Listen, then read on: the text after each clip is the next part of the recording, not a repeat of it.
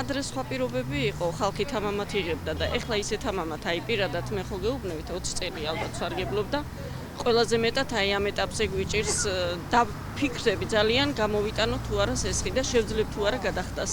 საქართველოში ხალხი სესხებს ვერ იხდის. ოფიციალური მონაცემები აჩვენებს, რომ შავსიაში მყოფი მოქალაქეების რიცხვი პრაქტიკულად ყოველთვიურად იზრდება. კრედიტინფო საქართველოს მონაცემებით მიმდინარე წლის მარტში ვადაგადაცილება 370,000-ზე მეტ მოქალაქეს უფიქსირდება. ანუ გამოდის, რომ ყოველი მეათე იძულებულია აიღოს ვალი, რომელსაც ვერ გადაიხდის. პრობლემები და დარღვევები სესხებთან მიმართებაში აქვს იმ ადამიანებს, რომლებსაც არა ბანკების, არამედ სხვა საფინანსო ინსტიტუტების ვალი აქვს, რომელთან მიმართებაშიც უფრო მარტივია სესხის აღება. ეს მიანიშნებს იმას, რომ ეროვნული ბანკის ის გართულებული რეგულაციების სესხების მიმართულებით ადამიანები წავიდნენ სხვა ინსტიტუციებში, სადაც უფრო გაცილებით მაღალი საპროცენტო განაკვეთებია და მისი მომსახურება, რა თქმა უნდა, კიდევ უფრო ჭირს. საკვები, წამლები, ოპერაცია ამ საჭიროებებით სესხებს სულ უფრო მეტი მოქალაქე იღებს.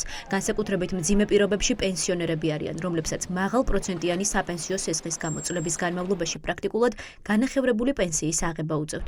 29 წლამდე მაქვს თითქოს აღებული, მაგრამ კაპეკებს აძლევენ და პროცენტი მეტია. რამდენია ისა პენსია, არც ვიცი 400 რაღაც არის, არა? მე 270 ლარს ვიღებ. ავიღე რომ წამლებისთვის შვილო. მე გულის ავანტყოფი ადამიანი ვარ, ოპერაციონალურად 2 წლის წინ ოპერაცია გამიკეთეს.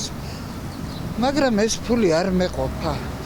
წაველი მერიაში დავწერე დახმარებისთვის 100 მანეთით მაინც რომ დამეხმარონ, თანაცა ქირით ავცხოვრობ. მე ვარ პენსიონერი და მაქვს ვალი, მეზე ჩემი უღლისა. მიჭირდა და იმიტომ ექიმთან ვერ დავსულარ ისე. დავიღე მაგის გულისთვის დამედოვალა და დავიღე. ოფიციალური მონაცემებით საფინანსო სექტორის ვალი ყოველ მეორე ქართველს აქვს.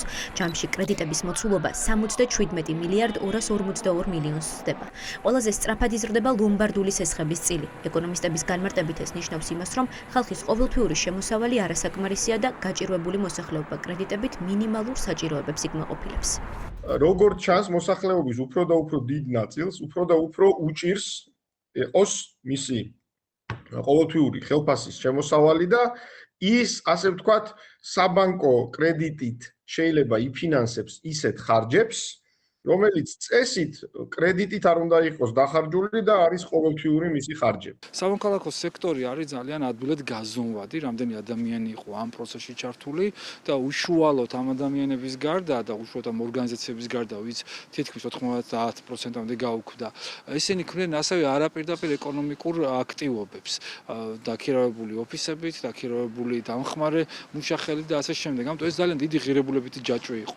და ეს ჯაჭვი უბრალოდ დაიქცა ერთ დღეში აორთქლდა. თუმცა ეკონომიკაზე ეს აორთქლება და ეს გაქრობა იმყისიერად არ აისახებოდა, მას რო ჭირდება და ჩვენ ახლა უბრალოდ მივედით იმ ლოგიკურ მომენტამდე, როდესაც თითქმის 60,000-ზე მეტი ადამიანის შემოსავალი გაუქმდა. როცა რეალობა ასეთი მძიმეა, ჩნდება კითხვა, რატომ არ აისახება ოცნების ეკონომიკური ზრდა ხალხზე? რას აკეთებს ფასების კომისია, რომელსაც მოქალაქეებისთვის ყოველდღიური ყოფა უნდა შეემსუბუქებინა და რის ხარჯზეა დადგენილი საარსებო მინიმუმი, რომელიც ხალხის ელემენტარულ საჭიროებებსაც არ ყოფნის. თითქოს სამუშაო არის, მაგრამ არ აწუდება ეს სამსახურების შემოსავალი ალბათ. ხედავთ თქვენ რა ფასები დევს. 100 თუ ის საქართველოში დღეს ყველა სჭირდება ალბათ პატარ-პატარა სესხი მაინც იმისათვის, რომ ელემენტარული აი რაღაცა ისეთი, რაც მიზანი აქვს ცხოვრებაში პატარა, გაიუმჯობესოს თავისი ყოფა. სხვა მხრივ აი მუშაობთ დღე და ღამე და სხვა მხრივ ვერ შეძლებ უბრალოდ ვერაფრის გაკეთებას მაგის გარეშე. ფიზიკური პირების რაოდენობა, რომელთაც სესხზე 30 დღეზე მეტი ვადაგადაცილება უფიქსირდებათ, ბოლო 1 წლის განმავლობაში 7,000-ით გაიზარდა. სესხებლებიდან, რომლებიც კრედიტს ვერ იხდიან, 100,000-ზე მეტი კომერციული ბანკების კლიენტია, 300,000 მიკროსაფინანსოს და სესხის გამცემი სხვა სუბიექტების.